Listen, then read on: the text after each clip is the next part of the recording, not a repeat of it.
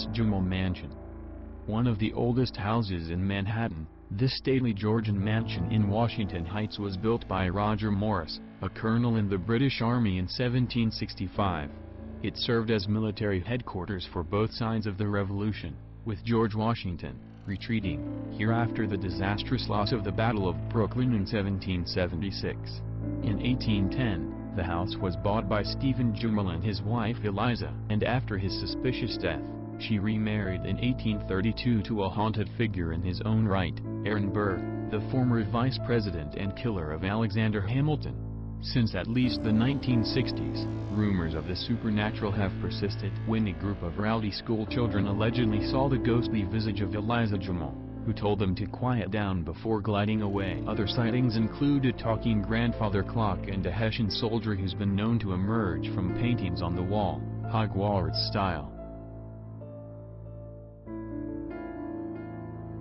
The Dakota.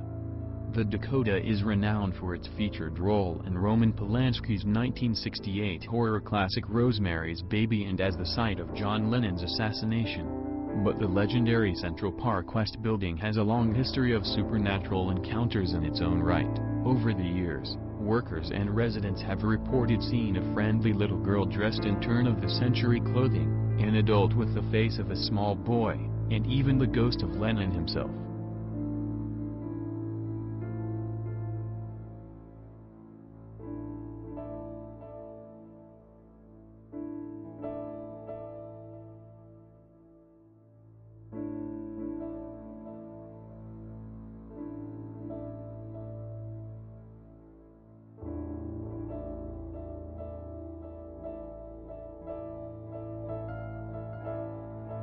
'57 West 57th Street. In 1922, Albert Champion, a former cyclist and inventor of the spark plug, married showgirl Edna Crawford. The May to September romance quickly soured when Edna took the younger, dashing Frenchman Charles Brazel as a lover. In 1927, Brazel allegedly murdered Champion in a Paris hotel, but Edna and Brazel convinced authorities he died of a weak heart and were set to inherit his fortune, with which she and Brazel bought the penthouse at 57 West 57th Street. Brazel was jealous, keeping Edna prisoner of the penthouse and eventually beating her to death with a telephone, after which her bodyguards threw him out the window. The penthouse lay vacant for years, but subsequent owner Carlton Alsop claimed to hear Edna's clicking high heels and the couple's violent arguments, and his guests often reported seeing horrific, unexplainable sights. His wife left him, his dogs had nervous breakdowns, and things got so bad for Alsop that he eventually had himself committed, before abandoning the penthouse forever.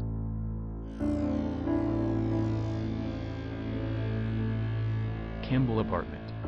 A few years ago, our friends at ETA reported on the supposed haunting of the Campbell Apartment, the lavishly appointed cocktail lounge in Grand Central Terminal, which was once the office and salon of financier John W. Campbell, who died in 1957.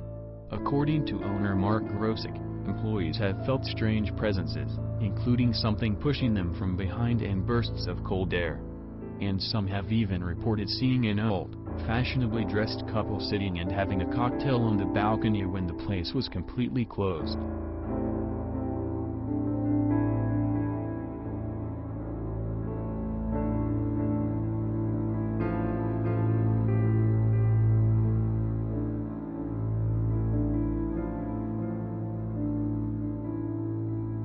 Gay Street. Located right around the corner from bustling 6th Avenue, Gay Street is arguably one of the most picturesque blocks in New York, and the quaint brick townhouse at number 12 is no exception. The building served as a speakeasy called the Pirate's Den during Prohibition and was purchased by the corrupt, yet wildly popular, Mayor Jimmy Walker as a home for his mistress, Ziegfeld girl Betty Compton. Neighbors insist that ghostly flappers and the Gay Street Phantom, a dapper gent in a cloak and top hat, still lurk around late at night, and if that's not creepy enough, the property was later bought by Frank Paris, the creator of notorious hell puppet Howdy Doody.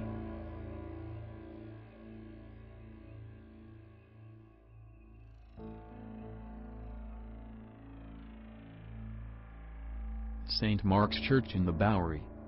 St. Mark's Crutch in the Bowery is the second oldest church in Manhattan, splitting from Trinity Church in 1799. Built on Dutch colonial governor Peter Stuyvesant's family farm, legend has it that the cantankerous, peg-legged Dutchman still haunts the area. He's been known to harass clergymen and parishioners, ring the bells, and loudly interrupt services by stomping around and singing Calvinist hymns in Dutch. Apparently, English Episcopal hymns simply don't agree with him.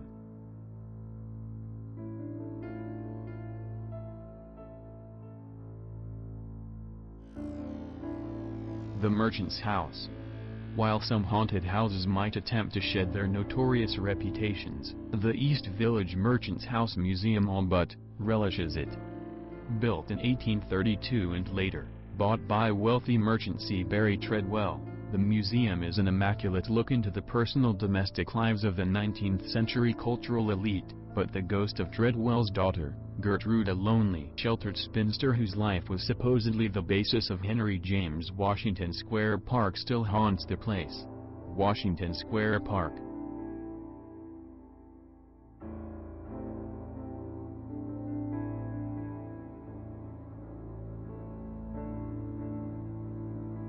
The Manhattan Well. In the winter of 1800, the body of a young woman named Gulielma Sands was found at the bottom of the Manhattan Well, at what is now 129 Spring Street.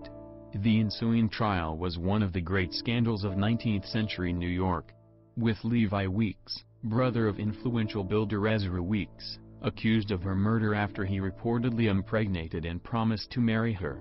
Weeks retained the city's top attorneys and was acquitted, despite growing public outrage. In 1817, the Manhattan Well was filled in and built over, but it was rediscovered in 1980 and has since become a notorious destination for paranormal enthusiasts claiming that the ghost of Gulielma Sands still haunts the area.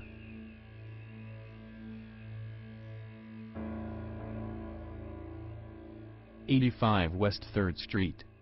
Now part of NYU's Furman Hall, 85 West 3rd Street was once occupied by Edgar Allan Poe for 8 months in 1844 and 1845, where he wrote his classic story The Cask of Amontillado and at least part of The Raven. Nowadays, the only part of the original residence that remains is the banister, and Poe's ghost has been seen climbing it by spooked law students.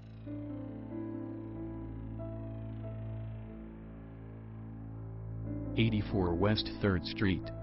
Right across the street from 85 West 3rd is another haunted building, a disused fire station converted into a private residence.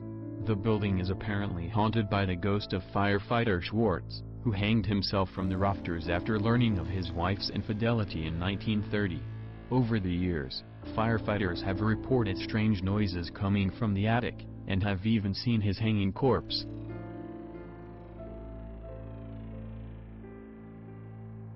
The Lefferts, Laidlaw House.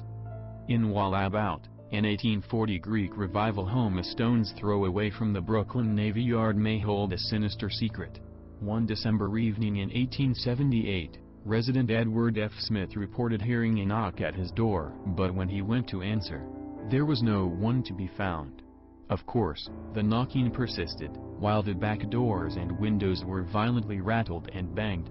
The unseen tormentor continued harassing Smith until he called the police. While the cops staked out the area, someone, or something, hurled a brick through the dining room window. Despite the fact that multiple officers were standing right outside, the New York Times later reported on the incidents, and 136 Clinton Avenue became something of a hotspot for curious ghost hunters and spiritualists, who held seances on the sidewalk. This prompted Smith to boldly proclaim, "They won't get in here.